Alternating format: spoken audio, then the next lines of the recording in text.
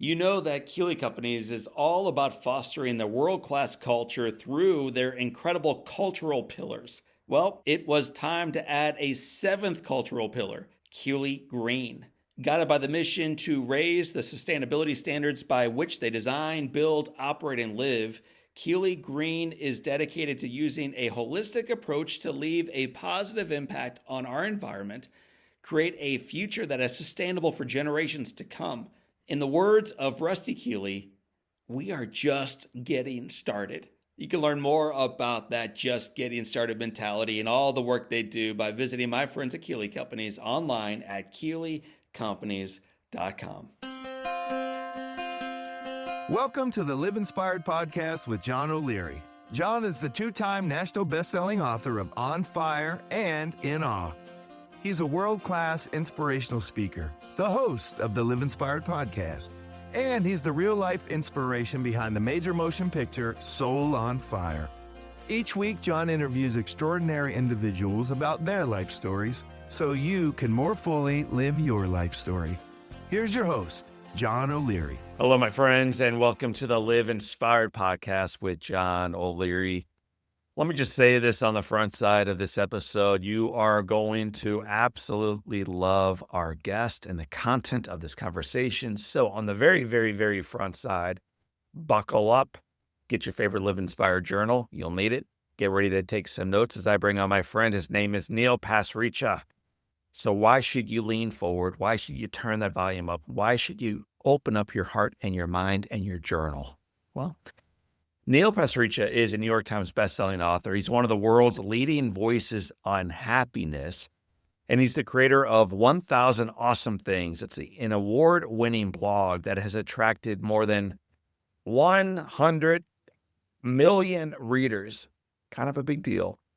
Through his books, through his research, through his storytelling, Neil has inspired millions of individuals around the world to find joy, gratitude, and meaning in their everyday life. Today, my friend Neil, and he's my buddy, we'll talk more about that in the podcast, joins us to share the personal setbacks that changed his life, the heartbreaking season that inspired 1,000 Awesome Things, and the lessons he's learned from his parents' extraordinary stories. We discuss why happiness is often hiding in plain sight, how gratitude can reshape our perspective, and the simple daily practices that help us live way more intentionally. So family, buckle up. Here we go. Get ready. If your life is feeling a little bit busy, a little bit heavy, a little bit uncertain, this conversation is for you. You will leave inspired with practical ways to slow down, to notice the good around you, and rediscover the joy that's hiding right in front of you. So, my friends, here we go. My friend, now yours. His name, Neil Pasricha. Neil, welcome to Live Inspired with John O'Leary. Hi, John. Great to be here. Thanks for having me. Well, man, sometimes I meet our guests because I read their book. Sometimes it's just someone who reaches out to us and I'm moved by their story. Sometimes I meet these folks in airports or book signing lines or whatever it might be. And then occasionally, when I'm really, really, really lucky, I get to be in the back row of a speaking audience and someone's working up front with a microphone. And I'm so moved by their story that at some point I write down in my notes, got to bring them in. And Neil, that's what I wrote down as I was listening to you speak in Texas about a year ago, man. So welcome in to our family, man. We're glad to have you here. Thank you for having me. And the feeling is very mutual. I spoke before you, and it was real lucky I did because you shook that room like an unbelievably intense amount. People were standing, people were crying. I remember thinking afterwards, I was like, first of all, gotta bring her in, gotta bring him in. And also, I was thinking, thank goodness I went first. I would not be able to go after this guy. You were so good, man. It was so nice to see you and me down in Texas. And thanks for having me on the show. I appreciate it. Listen, we're like the fanboy club right now of one another. And here's the cool thing for those who tune in for the entire episode, they're going to join the fan club of you as well because they're going to love your heart and your story and your ideas and your ideals, man. So when you bump into someone in an airport and they say, your name's Neil, huh? What do you do? How do you Yeah. respond to that these days? I usually say I'm a writer. I just sort of stop with that. But if someone probes a little further, I might say, I think, write, and speak about intentional living, how to live a good life. And I got into that because my mom is from Nairobi, Kenya. My dad is from Amritsar, India. They had an arranged marriage in England. My dad performed the hamburger test on my mom, i.e., ordering two hamburgers in a restaurant. My mom ate it, thereby proving she wasn't a vegetarian. Their next date was their wedding the next weekend. They come to Canada, they set up a new life in the suburbs of Toronto. My sister and I were born here. We got super lucky. My parents did all the hard work, and my life didn't hit the skids really until I was in my 20s. I thought I had this, like, I did everything my parents said, right? Like study hard, get good grades, get a job, get married. And it wasn't until I hit a divorce and the loss of my closest friend to a suicide. And those two things happened in like 3 days that I was like cast out to sea. I was like, I couldn't get purchase on my life because I was in shock. I was in overwhelm. I didn't have the skills to try to cope with anything as sad and as kind of challenging as this. And that's when I started. This was 15 years ago. I started writing a blog called 1000awesomethings.com, where every single day for 1,000 straight weekdays, although flash forward, it's now been 18 years and I'm still doing it. I wrote Mm. about one awesome thing a day. Just try to cheer myself up. It was like wearing warm underwear from out of the dryer, hitting a string of green lights when you're late for work, playing on old dangerous playground equipment, with the burning hot Let me know slides. where And some of that is, man. I can't find it. Everything's plastic with I soft know, fake bark below it. I know, we got a couple of them left in downtown Toronto, but yeah, it's like you're not falling off into a pile of cigarette butts anymore. That's for sure. All right, so I'm going to make you go back a little bit. You've already talked about some of the profound challenges you faced in your late 20s, which I think our audience is going to connect with. But I want to learn a little bit more from your mom and dad. When Yeah. when I'm traveling for work, Hmm. my team usually book me a car to pick up at an Hmm. airport, but almost always I ignore that and I hop into the back of a taxi. And in part, it's because I want to get to know the person driving it. And frequently they are immigrants. I'm deeply moved by those who come to the United States, or in your case, Canada, from a place far away. They left behind the comfort of home or the challenge of home to embark on a new hope for tomorrow for themselves and for their family. And that's your mom, that's your dad. Talk first Yeah. about your mom. What's your mom like? Yeah. Oh my gosh. My mom is the youngest of eight. She was born in 1950 in Nairobi, Kenya. So she's alive and well today at age 75. She was born into an East Indian family in Kenya, which was a British colonial country at the time. Her dad had moved from Lahore, India, to help build the railroad. So, like 1920s, 1930s. The railroad through Kenya, for those that know any Kenya history, was like the thing. It was the sort of giant, monstrous project that everybody was kind of behind.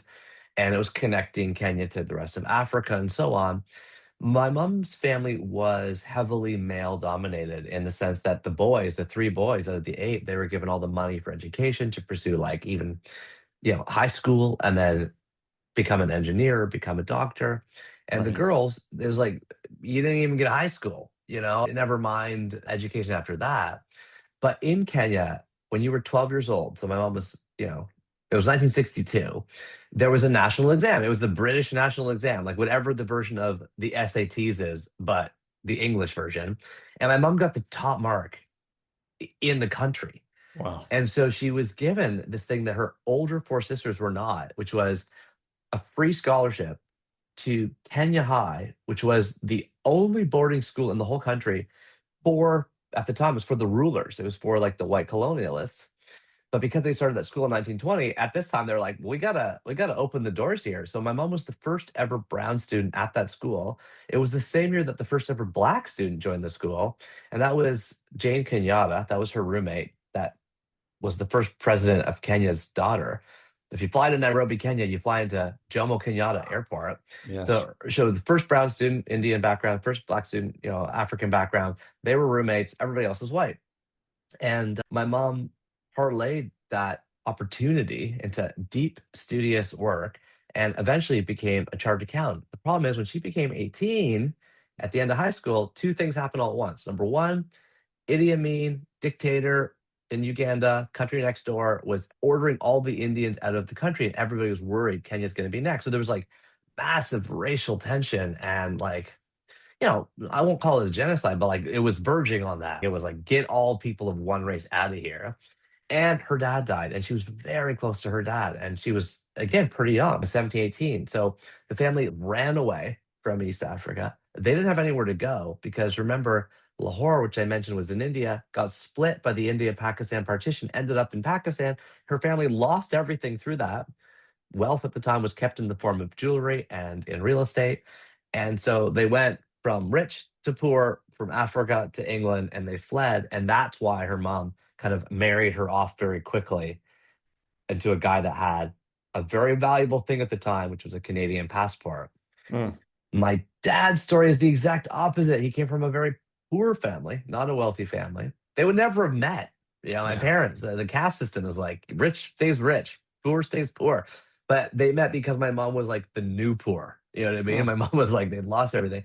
My dad, opposite. His mom died when he was 3 years old, scrapped, saved, studied, helped his dad run a Singer sewing machine shop.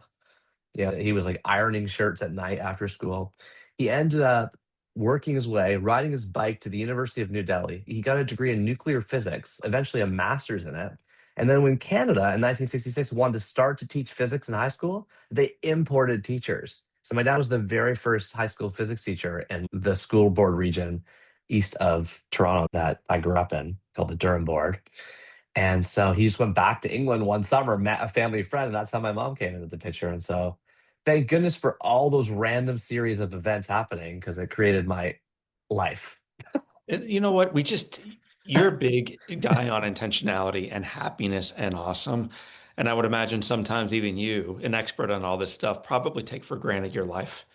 And when you just ramble through a story like that, it's probably also impossible for you to recognize that your life is anything other than a miracle. Like your very presence, your breath is utterly shocking because it took an awful lot of things to happen perfectly for mom and dad to meet and have that cheeseburger.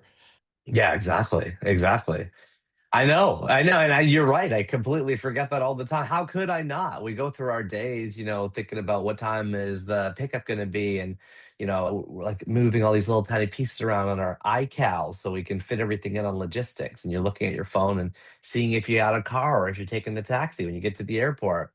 That's why you are so good at pulling out of people their story. And that's a good reminder. Like everybody listening, this is lucky to be here. Like 110 Mm, billion people ever have been alive on Earth. And if you're listening to this, it probably means you're one of the, 8 billion people alive today. So you've already won a 1 in 15 lottery. 14 out of every person that's ever been alive is no longer. So just by virtue of being in the alive group, you've won a lottery 1 in 15. mm, And if you have the time to listen to a podcast and the circumstances to listen to a podcast, whether that's internet access or you have a phone or you have the time or you have a commute, you're another degree luckier than that.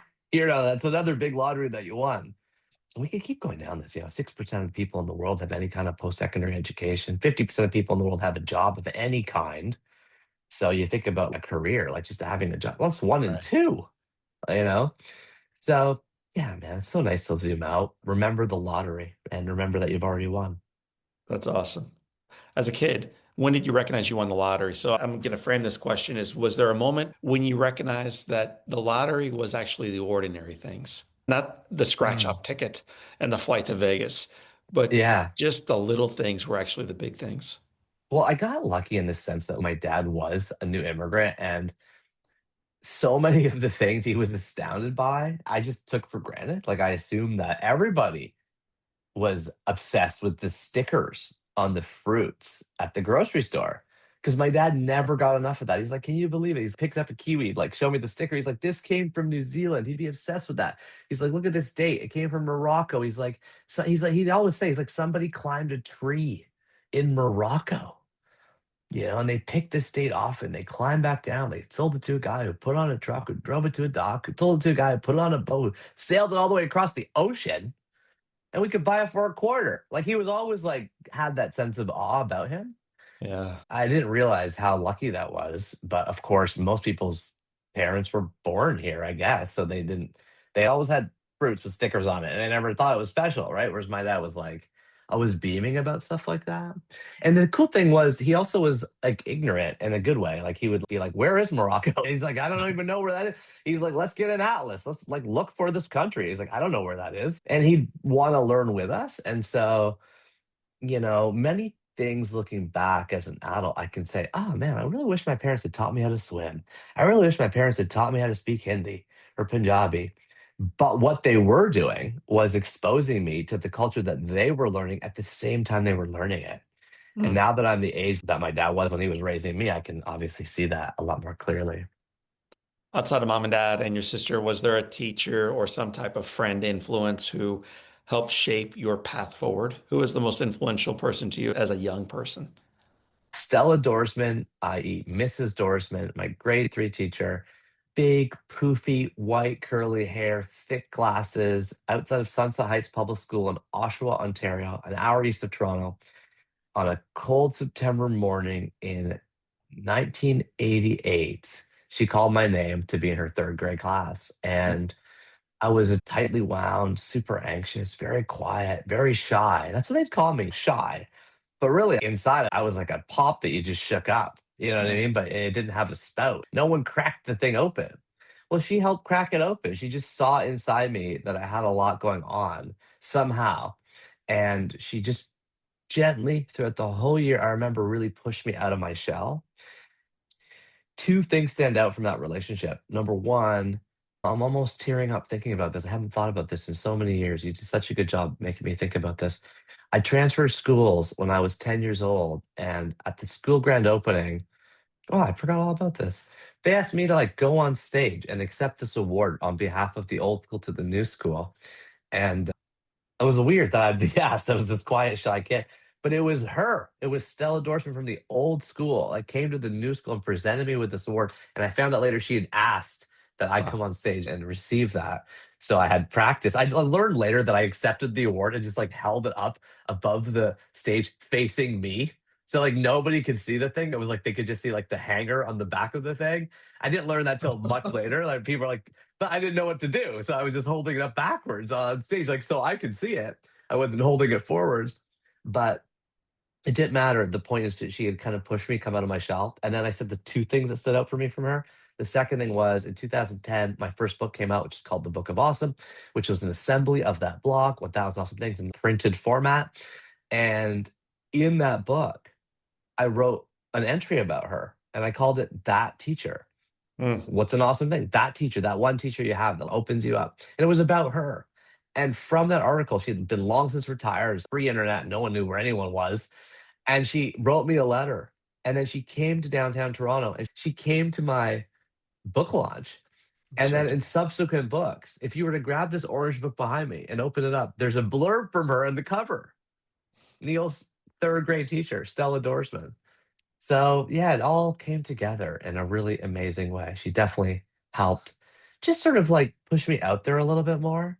Like now I'm like on these stages and you think about it, like I didn't talk to anybody no, man. for like the first 8 years of my life. I didn't even say a word. I It was admire so much the teachers, whether that's a traditional teacher or a guy in AA or a coach or whoever it is, a teacher, man, who can see within that person in front of them what that person in front of them does not yet see within themselves. And mm, that's what your awesome third grade teacher did for you. It's what you're helping others do in their own life. But what a gift it is to see over the horizon what others can't even begin to imagine possible. So you go through third grade, you endure it on to fourth and beyond. yeah. What did you imagine doing as you aged through life? What was the goal? I originally wanted to be a cartoonist. I was obsessed with Garfield comic strips and Archie's and Mad Magazine. And so I was also tracing those at home. And I mastered the art of being able to draw Garfield and try to make cartoons. Hmm. But really the life plan for any Indian kid is like be a doctor. I mean, that is just the life plan. It's like, do great work, have a big success, be happy, right? It's like study really hard, get straight A's, be a doctor. In India, it was the most stable, highest income. That was the framing of the word doctor. It was like stable and a lot. You know what I mean? It was like that was the framing of it. Although I will say, I asked my dad once when I was a kid, I was like, Dad, if you say that, everybody should become a doctor. How come you're a teacher? Like, how come all your friends and all the Indian immigrant friends in Toronto that we hang out with, they're all doctors, but you're not? He's like, in my village where I grew up, they got paid the same. Doctors and teachers, like education and health was on par with each other. If Awesome. you think about that, or what we do in our society today, it was like, health is this like 10 times more valuable than education, but really education, that was worth a lot and where he grew up. And so, yeah, man, I was trying to do my best, math, science, those type of courses. It wasn't until I got to university or, college that I was realizing I'm spending 20 hours a week in my classes, accounting, finance. I ended up going to business school, but 40 hours a week on writing for Golden Words. Golden Words was the comedy newspaper at Queen's University. It published every week, and I would spend hours on it, writing articles, comedy articles, trying to make people laugh. I abandoned the cartooning, but I was still writing, and I became the editor of that newspaper in my last year. Like I said, I was spending twice the time Hmm. as my classes on this weekly newspaper. You have to remember, newspapers were a big deal. Like they were That was a like big deal. that was the communication mechanism for a whole school. It was through the printed pages of the newspaper. So I'm a bit of a newspaper. I'm a nostalgic newspaper person. I What subscribe year? today to When did The you graduate Onion. college? What year? 2002. Okay. I'm Uh, 46 now. Tell me what was going on in your life that had a profound effect on you when you began writing 1,000 awesome things. What triggered journal entries? Yeah, so my 20s were like a stew of bad news. I started this job at Procter& and Gamble. I sucked at it. They knew I sucked at it. They put me on a performance improvement plan, which is like, let's come up with a paper trail together so we can fire you, with reason. That's awesome. And so I quit before I couldn't handle the shame. I was gritting my teeth. I was anxious. I was stressed. And then I opened up a restaurant, and the restaurant's going pretty good until we open. And I realized like running a restaurant is like a very, very difficult business. Some months I made $3,000, but then the next month I'd lose $5,000. And the next month I'd make $4,000, and the next month I'd lose $6,000. It was like, now we need a new grease trap. Now there was a snowstorm and I had no sales for 3 days. It was like such a complicated, hard, difficult business. And I go to business school again because I'm like, I'm not working. The work thing isn't working for me. I better go back to school. So I go back to school. Now I'm like, okay, right before I go to school, I meet this woman. I fall in love with her. Why? Because she loved me. She loved me. So I fall in love with her. So I proposed after 8 months, like super quick. And I go off to school. I'm going down to Boston. I go to Harvard Business School. I try to see if I can move her down there, and she tries. It doesn't really work out. And we get married the summer between the 2 years, and then we get home, and it's like, now we're getting to know each other. And, when you start to get to know someone after you get married Hmm. instead of before, uh, it doesn't always go well. And what was happening in our marriage was like, we were like just learning who each other was. We were like in our 20s, and, we're 2 years in, but it's like we'd been in different countries and so on. And at the same time, my best friend, who was Chris Kim, who went to Harvard undergrad and he went to Harvard Business School with me. He was struggling, and I knew he was struggling. He told me he was struggling. He had attempted suicide once, and I was in touch with his psychiatrist. I was in touch with his doctor. I knew all of his medications. I was talking to him like regularly about this, like twice, 3 times a week.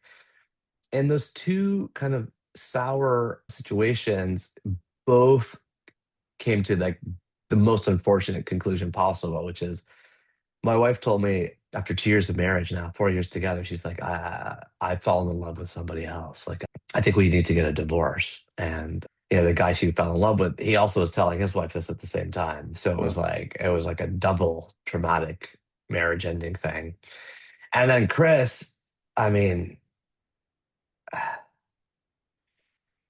he basically followed the route of the road trip we took after graduation back from his home. And then I was in touch with his sister, and we were trying to get in touch with them and track his credit card with the police. And it was just a terrible couple of days. And then he took his own life in a hotel room in Colorado. And I was maybe the last or one of the last people to speak to him a couple of days before. And I just lost it. I stopped eating. I stopped sleeping. I'm trying to write this eulogy. I'm trying to process my divorce paperwork. I'm trying to sell my house. Everybody at Walmart, because by the way, I get a job at Walmart for 10 years. I'm working at HR. They're all like, you look great. What's your secret? Like, it was like, when you suddenly lose a bunch of weight, everyone thinks it's like an awesome thing. Now we'd probably say, like, which GLP-1 are you on? Back then it was like, what are you doing? Is this no bread? What are you eating? And it was like I didn't even have the ability to talk to people at work about it. I was not comfortable with what was happening inside my body. I was this complete physiological mess. I start writing a blog. Writing had been salvation for me. Remember, I was drawing cartoons when I was a kid. I was working for the school newspaper when I was in college. So I started a little blog. It's called 1000awesomethings.com, just as a place for me to go at the end of every day. I just go there. I would just like go to WordPress.com, I'd log in and I'd try to write something to cheer me up. And if you read those early entries, they were like sarcastic. They were acerbic. They were like, I wrote about fat baseball players because they give us hope. You know what I mean? I was like sarcastic, but then maybe that's why it resonated because it wasn't like Pollyanna. It wasn't Yes, like it was just real. puppies and rainbows and John Kruk was awesome. You're exactly right. exactly, because the shaky tricep flaps give us the potential vision that we could be a baseball player too, right? It's all about and when I grew up, it was Cecil Fielder, you know what I mean? And I was like, I could be Cecil Fielder. I could eat chips and I could play baseball. And yeah, those days are kind of gone though, aren't they? You don't really see that. I see a Husky baseball player anymore, but it's not like what we used to You have in don't the see guys 80s. smoking cigarettes between innings as frequently, that's for sure. You did So in I the start. 80s, man. I mean, exactly. I start this. Yeah, never and chewing tobacco. I start this blog. My mom forwards it to my dad. My traffic doubles. It gets bigger and bigger. I get 10 hits a day, then 100 hits a day, then 1,000 hits a day, then 50,000 hits a day. Then it gets 1,000,000 hits, then 100 million hits, and then I win this award. Most people don't even know this exists. It's called the International Academy of Digital Arts and Sciences. When I looked up the organization, David Bowie was on the board. I was like, this is like a legit. I go to New York City. I win the award for the best blog in the world. And Martha Stewart is standing beside me, Jimmy Fallon standing beside me. Like, this is my peer group. Real. I mean, Yes. not really, but these are people I'm with. I get home to Toronto, and now all these agents want to turn that into a book. And so, from the experience of that turning into a book called The Book of Awesome, that's the journey I'm still on, man. Like, that's still the journey I'm on. I'm still writing one awesome thing every single night. It goes out every single night to like 150,000 people over email and social media and all that stuff on my blog, neil.blog. And now, because I've been asked and I've been challenged and on public forums, like I've been on the Today Show and they were like, so you wrote the Book of Awesome. So everyone in America wants to know how you can be happy. How do you teach people how to be happy? And I was like, I have no idea. But I recognized quickly that this is the bigger question. It's not just writing down little moments of awe, though that's vitally important. Gratitude can be a huge change for our brains. Massive. If you wake up in the morning, you write down one or two things you're grateful for, I promise you, you will feel better than you do today in 5 days from now. It's as simple as that. We know it works. Our brains are oriented towards the negativity. We got this amygdala, it secretes fight or flight hormones. It's like a bicep curl for your brain, just trying to turn your brain the other way. That is gonna work. So powerful. We can talk about the research on that if you want. But the bigger question is, how do we feel content in our bodies? How do we feel like we can do what we want? How do we have freedom? How do we feel authentic? So I start giving talks. I gave a TED talk called the 3 A's of Awesome: attitude, awareness, and authenticity. I start dating again. Honestly, man, it took me a year just to go on online dating sites, another year just to land a second date. Like, I was a bit overwhelming on the first date, I think. Anyway, it didn't work though. I was up for the second date with everybody, but it took me 2 years. So I finally got a second date. I fall in love with this woman who I have a second date with, Leslie. We start falling in love. I'm going slower now. I'm like, don't propose after 8 months. Don't propose after eight. I was like, no, I was falling in love with her. And now today, flash forward, we've been married for over 10 years. We have four little boys. And as Leslie, my wife, got pregnant, I wrote another book, a new book, a letter to my unborn child on how to live a happy life. And that letter basically got published as a book called The Happiness Equation. And so Mm. I've been on this journey now, 10 books later, books about happiness, about resilience, about gratitude, about morning habits, about evening habits. Leslie and I basically baked in our morning and evening habits into little journals. 2 minute mornings is the thing I do every morning. I will let go of. I am grateful for. I will focus on. And then 2 minute evenings, this little journal we came out with last year, it's just rose, thorn, bud, going around the dinner table, writing down your rose from the day, another rose, something that didn't go well, a thorn, and then a bud, something you're looking forward to, because research shows you're happier when you look forward to anything. So now I know. It doesn't mean I'm good at it yet. I mean, if I was good at it yet, I'd probably stop doing it, but I'm not good at it yet. I'm in the Right. habit building practice myself of like, if I start my day like this, if I don't sleep next to my cell phone, if I can get out that little journal, if I can close my day with Rose Storm Bud, if I can do these little intentional practices, I just know it'll be a better day for me. And as a result, I'll be in your shadow, giving more, sharing more, loving more, showing up as a better dad, showing up as a better friend, responding to the person that sends me an email because they're going through a hard time. I like try to be very public. I have a public email address. It's Neil at globalhappiness.org. Like you, I have a public podcast. I like try to put myself out there. But like perhaps unlike you, as a result, I'm constantly stumbling over things. I'm constantly like, woo, like, man, I had a bad day or I had a bad week or like that was not as good as I thought or I'm struggling with this. And the practice in the community, it lifts me back up. I'm For like sure. using the energy I get from doing things like this to help myself too. Man, that's a lot. So I'm going to back up a little bit. I want to first congratulate you on surviving that stage of losing your marriage and losing your best friend, and amazingly not losing your life. Because I think a lot of us might have, and a lot of men who try to do life all by ourselves already, and now we are completely on our own, may not have been able to figure out a way to put their left foot in front of their right. So the fact that you did it blows me away. You begin this little blog and you write one thing and two things and eight things. I'm curious, what was the thing that allowed you to write the ninth thing or the 11th or this 20th or the 29th when no one besides your mom was paying attention? There had to be a Yeah. day, man, where you're like, dude, my wife left me because I'm nobody. My Uh-huh. best Uh-huh. friend is no longer here because I wasn't the friend Yeah. for him that maybe I could have been and maybe he needed. So you start taking that blame that's not yours and you begin spiraling if you're not careful. So what kept you going back to the well saying, there's still one awesome thing. I'm going to celebrate it tonight. First of all, I will also point out the fact that the time I was writing this blog, it was not as challenging as it is today with algorithms, with news media, with social media, where I think if I was in the same boat, it would be easy for me to fall into like Instagram or Twitter or Facebook or TikTok. And those algorithms feel so good for the moment you're using them, but they are so seductive. And then you end up looking back and be like, where did the last 2 hours ago? I didn't have that. Twitter was there, Facebook was started, but like the really captivating algorithms weren't there. Thank goodness, because I think Yeah. I would have fallen into those traps.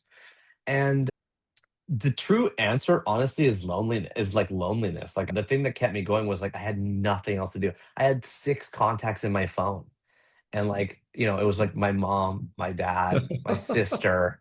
Like I didn't know anyone. And when I moved Your to downtown ex-wife, Toronto, your best yeah, friend, and yeah. So I'm just saying, like I was newly single in a new city. I moved to downtown Toronto. I'm living in an apartment I don't know anybody in. I got nothing else to do, man. It was like I could do that. I could go for a walk. I certainly wasn't exercising. I certainly wasn't cooking. I was just getting takeout. I was pretty raw. And it doesn't mean that I was going back to the well and writing these profound and punctuated 1,000-word essays about the joy of mastering the art of the all you can eat buffet. That was when I wrote later. But sometimes it was a one liner. Sometimes it was like getting grass stains. It just means you played really hard in the park. I would just write one just to keep the streak going. yeah. And the cool thing about keeping streaks going is if you can keep a streak going, then it's Newton's second law of motion. An object in motion will stay in motion unless acted upon by an equal or greater force. Good. So it's very hard to start anything. And then if you can keep it going, it's very hard to stop. And so the only trick was just don't stop. That's all. Just don't stop. Mm. Just don't stop. And then eventually it gets to, I'm 18 years into this now. I'm still doing it. Like I'm still writing an awesome thing a day. It's easier now, So and I you, batch rate them. I might write seven at once, and I program them to go out for 7 nights in a row or whatever like that. But I collect them in my phones all times. Everybody knows I'm always writing stuff down on a scrap piece of paper. People send me suggestions. People email me all the time. People give me comments. So I've created this dented universe in my life where awesome things constantly. I've written over 5,000 now. And the average lifespan is like 35,000 days. So for 5,000 days, I've written an pretty awesome good. thing. Yeah. It's so good. It's so good for you. I'm not, it's like my biggest medicine, really. So I'm curious, you began with one, then two, then Yeah. 1,000, then the book, then a TED Talk. Hmm.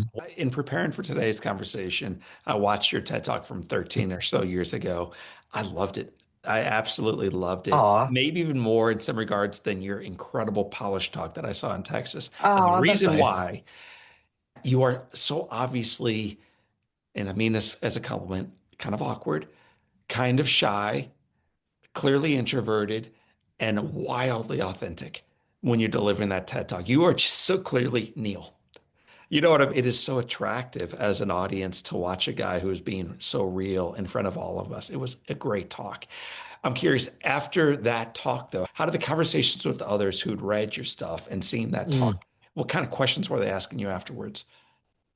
First of all, I can't watch it. I mean, like, I know because I'm like, I can't even look at my posture. It was so I was like hunched over because I had just been like hunched over a computer for so long, and I say and ah every two Beautiful, man. words.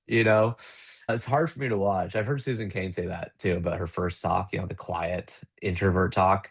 It's like hard for her to watch now because she's become such a great speaker. Afterwards, yeah, a few things. One, there always has been this assumption that because I was articulating the nature of awe and awesomeness and positivity, that I was always like that.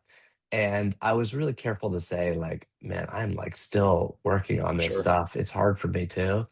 I got invited to do a lot more talks. I got invited by the royal family the United Arab Emirates to like fly over on Etihad Airlines, I think is owned by them. And I go over there and I'm like speaking to the royal family. By the way, the royal family, I thought it was like, okay, it's going to be a room of like 10 people.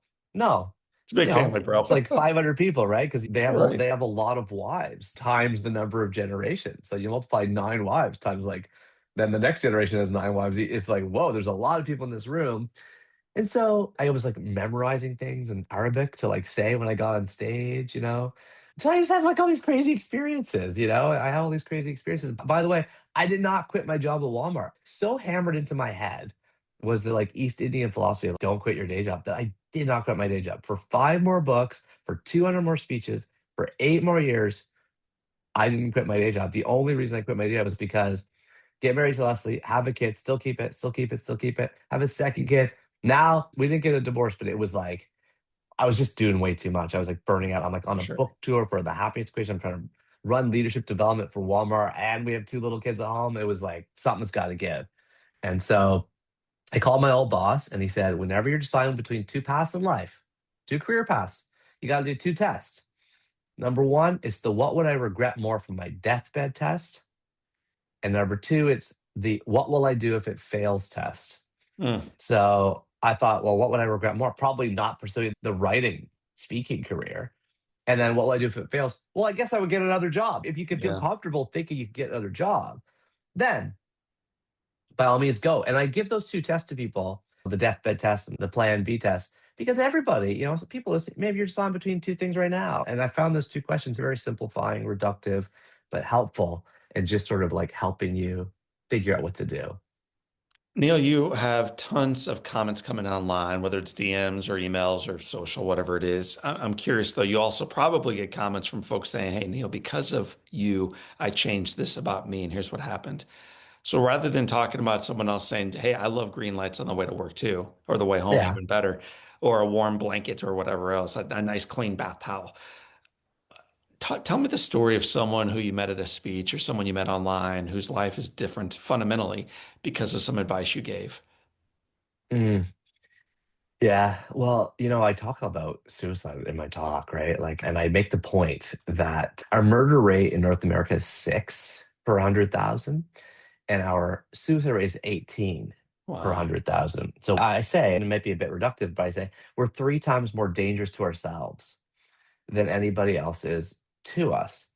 And the amazing and the surprising thing about the website, thousandawesomethings.com, or the Book of Awesome, was the number of people that came up to me, because I didn't mention on the website or in the book the first time. It took me years till I was able to comfortably talk about it. I didn't mention my divorce. I didn't mention, like, this was not like part of the narrative. I just like didn't mention it. But the number of people that came up to me and said, like, I was going through a divorce. Yes. I had just lost my friend. It was like somehow the human language Yes. translated through the words, even though I never actually said what I was going through at the time. So a lot of people have come up to me and said, like, this saved my life, or this like took me off of the edge or the brink, or somebody sent me your blog when I was sort of thinking down about myself, or I was thinking nothing good was happening. And I get a lot of those. These days, I will say, I've just been more open about how I'm spending my time. And I'm trying my best to spend more of my time outdoors. I'm trying my best to spend more of my time in nature. We all have NDD, nature deficit disorder, right? Kids are spending like 3 to 4 minutes outside a day. I don't know if you've ever had Ginny Urich on the podcast, like 1,000 hours outside. Like Yeah. she's become a big evangelist for this. And I've gotten really into bird watching, John. That's what I was about to tell you. I've gotten so into birding. I just commissioned this gigantic And 750 by the way, square foot. for the viewers, you see Neil, for those listening, Neil is not 80. Okay, just in case you're like, how old is this Canadian boy? He's not 80. He's prime time mid 40s, very handsome, dark hair, and he's a birdie. And he loves watching birds. I do. I do. I think they take you out of, I think what they do for us, honestly, is they take us out of our species. You hear all these words, racist, is, all these is. We're also pretty speciesist, when you think about it. We are obsessed with humans, but birds take you out of your species. And it's so stress relieving to not Right. think about the worries and ills of humans for a while. It really is. And so So now, like today, I got an email from someone saying, like, you got me and my son into birding. I wrote an article, 8 reasons why it's time to become a bird watcher. Maybe we can throw it in your show notes. And I hope some people listening will be like, what? Why? And I'm going to give you the 8 arguments why this is a great solve for you, for your health, for your well being, for your community, for your connection. Unplug from all these social media things, grabbing your attention, feeding you right. ads, and shoving 10-second ads for power washers down your eyeballs all day. And instead, join me. Get outside, grab a pair of binoculars. Let's just get out of the world of ads and algorithms. It's exhausting. Tomorrow we celebrate the anniversary of my father's passing from this world into the next. And so it is a celebration. It's a loss and we miss my dad. But it is a celebration for me when I or frequently my family see a little cardinal. We think of my dad. It Mm. just is a little trigger. And so this morning, my wife and I were having a disagreement, not a big old fight. We weren't throwing plates, but we weren't exactly seeing eye to eye. And then all of a sudden, from the corner of hers, she sees a little cardinal outside on a chair. And immediately she draws my attention to it. We watch this little thing fighting to get some food in its mouth and then fighting a little bit more and it's moving around. And it honestly, it completely diffused the disagreement. It drew us together. It allowed us to breathe. We laughed about it. We smiled about my father, and it brought joy. It brought awe into this ordinary life of ours. So I listen, I'm Ah, not a bird watcher per se, but yeah. this Well, it morning I sounds like you was, and I'm might glad I be. was. Yeah. And how do you celebrate your father? Like when the anniversary comes by, what's that day look like for you? That's awesome. So tomorrow we're going to go out and celebrate with my kids, his grandkids at the Waffle House, and then tomorrow night I'm taking my wife and mom to one of his favorite Italian restaurants, and we're just going to toast him and tell some fun stories, and I'll probably visit his grave. My father's a strong Christian believer, so I'll probably go to church. And more than all of that, I think the best way to really eulogize someone who is worthy is to model it through your life. And my Mm, father, when he was on top of the mm. world, was joyful. And when he was on the bottom of the world, he was joyful. And tomorrow and most days, I try to model that same kind of joy in my own life. Man, that is beautiful. I'm taking that. I'm back pocketing that. I'm not looking forward to when I lose my father, but he's in his 80s and he talks about his death a lot. It sounds like it's next door, for him. He kind of, Right. and so, yeah, man, I love how you do that. It's beautiful. Well, And Neil, one it's nice thing to I keep did with that my tradition. mom is I interviewed her on our podcast. So podcast 000 is Susan O'Leary, very first one we ever did now almost 10 years ago, because I wanted to capture her wisdom. And at that point, my father had already lost his speaking voice through Parkinson's disease, but my regret is not capturing him. Mm, Not so you and your big audience can listen to how great my dad is, but really so I can hear it and then hear it again and share it with my kids. So my challenge, Neil, is yeah, grab a mic, yeah. grab some tea, go to dad, bring him a Mm. kiwi, remind him where it came from, and then spend an hour just visiting with your dad. See what comes out of that. Yeah, that's a great, great idea. Any specific questions you recommend asking?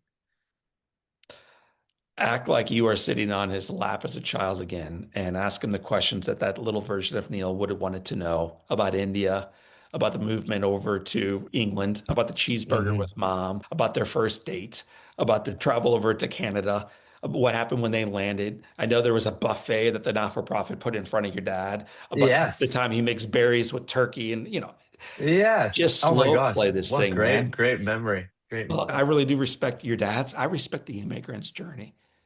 It's not the one I know because I grew up in a white picket fenced house, but it's certainly one I respect, and your father lived it, and there's a lot to learn from it. And I love that about St. Louis. Like last time I was in St. Louis, I did what you suggest, which is I took 3 cars around and I had my microphone and I recorded them and I put out a podcast. I don't know if you know this or not on Three I Books do know Club. this because we debated and I wish I had been one of your drivers because I would have shared a Oh little bit yeah. of a different tent than Oh maybe the three you got on there. yeah. I mean, I got what I got, I guess, but I had a great connection with them. I really did. I Come still on think back, about man, this. and I'll drive you around. Okay. And so, a final question before I ask you a couple quote that you've written in the past. Sure. How do you stay honest about happiness without sugarcoating pain? Like, how do you celebrate green lights and a trip up the Gateway Arch and St. Louis style pizza happy without also acknowledging, yeah, and life is hard.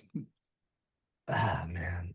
I don't. I mean, I don't really. I just know that is ah, I struggle. I really do struggle. I really personally actually struggle with happiness. And I have come to view all the work I've done and am doing as little vines, tent trails, reach outs, ladders, boosters, blips, helpful ways to push myself into a more positive state while knowing that my brain's orientation is a little bit has a little bit of a fear has a I have a bit of a fear orientation. I have a little bit of an anxiety profile. I think I grew up tightly wound. I was really nervous and shy as a kid. And so if this medicine works, it's only because I'm saying I'm taking it too. Like this is Right. the pill I'm swallowing. You want to swallow it with me? Well, that's kind of the vibe I'm really at here. I certainly don't have all the answers. I'm just continuing to try to make medicine that works for us both. That's good. So, man, in your talk, I wrote down 2.5 pages worth of notes, including book them on the podcast, O'Leary. But here come some of the quotes that I've written down, either from your books, your podcast, or from the speech where I met you first. Number one, happiness is not something you pursue, it is something you create. Tell me what you mean by that. Oh, wow. Yeah, my point is that everyone's like, okay, gotta do this, gotta do that, gotta be happy, gotta do this, gotta do that, gotta be happy. Kids tell their parents, I just wanna get a job, go to school, and be happy. But it's the opposite. We have to remember that there's specific habits that we can do. We can read before bed instead of looking at a screen. We can play roast thorn at a dinner table instead of looking at our phones. We can get outside when we're feeling stressed. We can call a friend. We can make sure that we invite a friend for dinner or like say yes to the offer that we get for dinner. We can do all the stuff that grandma told us basically, and then happiness will be the result of that. It comes to us from the choices that we make, not rather than things that we pursue. It's not the result of trying to get a good job and go to a good school and so on. It's more just like doing the little practices every day that push our brain into a more positive space. And then guess what? The great work, the big success that usually comes after the happiness. We like working with those people. We love having those people as bosses. We always want to promote those people. Those people end up being healthier because they're more inspired to like go outside, do exercise, walk around. So everything good happens right afterwards anyway. Mm. We don't remember days, we remember moments. What do you mean? Mm. Yeah, it's true, right? I mean, like you think back in your life and you think, oh yeah, like I'm gonna remember the like wide eyes in the graduation stage, the father daughter dances at the weddings, the baby's crying in the delivery room. But actually, really, what you remember is the sip of coffee that you had this morning, the way the cream went into the milk, and all those tiny things that actually make life beautiful. If we can pay attention, notice, and in my case, write down and share those little moments, then we can bring joy and enrich each of our days. One more quote from you, but before I ask it, I'll play off of what you just said there. In 2017, my wife, Beth, and we were in a good place, but not the best place in our relationship together. And so on January 1, I started a journal with the words Dear Beth and just began tracking the beauty of her, whatever that was. I saw her do something. I saw her wear something. We had a fun date together. She took a meal to a neighbor. She wrote a love letter to someone who lost a child or a spouse. And I just saw the goodness in her day after day after day for a year. And I quietly tracked it. And No then on way. Christmas, gave her that. And our best year together was 2017, I think, because I was tracking moments of beauty in her. And Wow. what you focus on, as you know, expands. And it was just a year where I was focused on how awesome she was, and it was impossible to ignore. So I think what you're Wow, teaching what a here, romantic you are. I'm not, man. Get to know me. I gave her a lawnmower one year for Christmas, so I'm no romantic, okay? But I try, and I'm trying to get better. So I appreciate you calling our attention to noticing the little things, the cream in the I mean, coffee, the leaves on the tree, like the little things are not. So my final quote to you is the simple things are also the most extraordinary things, and only the wise can see them. Let me say it one more time more clearly. The simple things are also the most extraordinary things, and only the wise can see them. What do you mean? I just think that the culture that we live in is if you happen to pick up a newspaper or see the headlines going by on a screen or, watch the sports scores to see whether or not the Strait of Hormuz is open, like your mind quickly starts to think like this is what's big, this is what's important. It's geopolitical stuff, it's political stuff. But you're only awake 1,000 minutes a day. Everybody is. That's all you get. 1,000 waking minutes a day. And most of those minutes are going to be spent inhabiting your body, connected with your soul, feeling the air, maybe getting your kids dressed when they're running late for school. Maybe it's jumping in the car and seeing your partner filled up the tank. Maybe it's the garbage truck that goes up onto the sidewalk because it's trying to let you by. Maybe it's the lady at the school that lets you in, even though you're just almost at the edge of the drop off window. Maybe, see what I'm saying? Like, if you just don't see all that stuff, then you're missing the whole day. Yeah. And so all I'm trying to say by that is that just stop and observe the smaller pleasures. They add up to your whole life. Mm. Neil, I've loved our time together. We tragically have to begin moving toward the finish line, which is ultimately the starting line for our listeners and viewers. But we wrap every podcast with what we call the Live Inspired Seven. There's seven short fire questions that get our audience, I think, not only tethered to other guests, but motivated to live the message in their own lives. So the first question, what has been the best or most impactful book you've ever read? On the Shortness of Life by Seneca. Tell me about it real quick. 2,000-year-old letter written by Seneca in ancient Rome, reminding us that our lives are not short, but it's just how we choose to live them. So yeah, it's out of copyright. So it's 2,000 years old. So it's really easy to find online. What's one positive characteristic or one trait that you possessed as a little boy growing up, but you wish you exhibited as brilliantly today? Drawing. I gotta get back into it. You made me think about it a lot today. Hope you do. If your home caught fire and your children and wife and animals are out safely, you have an opportunity now running back into your home and grabbing one item. What physical thing do you return with? Yeah, I don't think I'd take anything, honestly. If my family's safe, I mean, I don't need anything else. We can find the pictures again. If you could sit on a bench on a gorgeous Toronto day and have a long conversation with anyone living or deceased, who would you like to be next to? Mm. Well, I'd love to meet my grandparents. I never had a chance to, really. Three of them were dead before I was born, and the other one spoke another language and lived on another continent. So I didn't see her much, really. So I would just love to know them in any capacity. I've really never had grandparents, so I feel like tetherless there. Mm. What's the best advice you have ever received? I mean, it's just don't take advice. Don't take advice. It says the answers are all inside you. Put one hand on your heart, one hand on your stomach, close your eyes, take a deep breath, ask yourself the question. When you look for advice, you're really looking for an alibi. What advice would you give yourself at age 20? So here's this 20-year-old young man off at college. What would you tell him?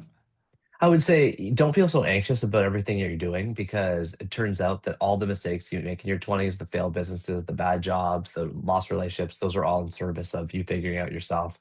Your 20s really are a decade of experimentation. Let it be so. Neil, it has been said that all great people and authors and dads and husbands and sons and human beings can have their lives summed up in one sentence. How would you like yours to read? It is best.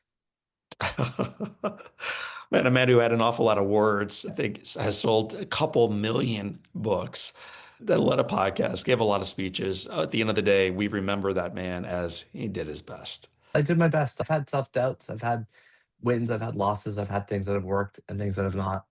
And I've done my best. No, Pasricha, thank you for doing your best and for reminding us that in spite of the times when we did not, that it's not too late to wake up today, to take inventory of where we are and all we are, and to do our best going forward.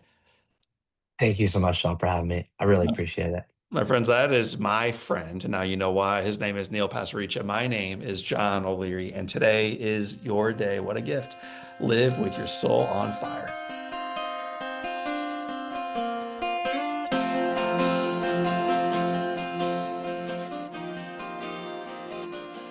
Well, I'm always looking for takeaways in conversations like this. Yes, even when I bring on a friend like Neil. And my biggest one from today is that happiness is not something we stumble upon accidentally someday, one day, maybe if we're lucky in the future. It's something that you and I cultivate today on purpose by paying attention to what's already around us, whether it's a little baby cardinal outside our window, a warm cup of coffee, a cold glass of beer, an unexpected moment of connection. Neil reminds us that an awesome life is often built from ordinary moments that we choose to notice and to celebrate. If today's conversation with Neil inspired you, and how could it not? You'll love the conversation I had years ago with my friend Cassie Holmes. Cassie is an award-winning researcher and the author of Happier Hour. In our conversation, she shares why so many of us feel time poor, how our relationships with time shape our happiness, and practical ways to create more joy and more satisfaction in our ordinary daily lives. You can listen to the conversation with Cassie by tuning in at episode 660, or just cruise with me right now to the primary website, johnolearyinspires.com. We'll have a link in the show notes to Cassie's conversation. Well, family, I hate to say goodbye, but here's the good thing about this little internet type thing. You can always tune into the next episode. We are always creating new content to inspire and encourage you and remind you of the truth that the foundation is firm, that God is still God, and that the best is yet to come. So for this time, and until next time, my name is John O'Leary, and today is your day. What a gift. Live with your soul on fire.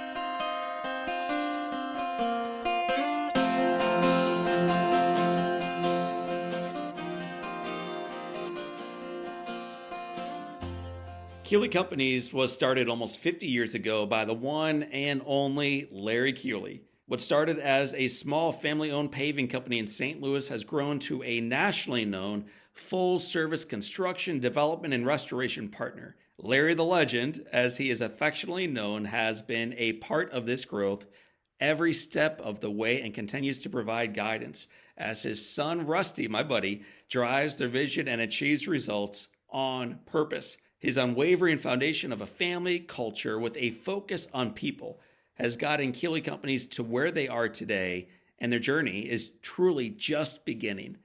To learn more about Larry the Legend and Keeley Companies, check them out at KeeleyCompanies.com.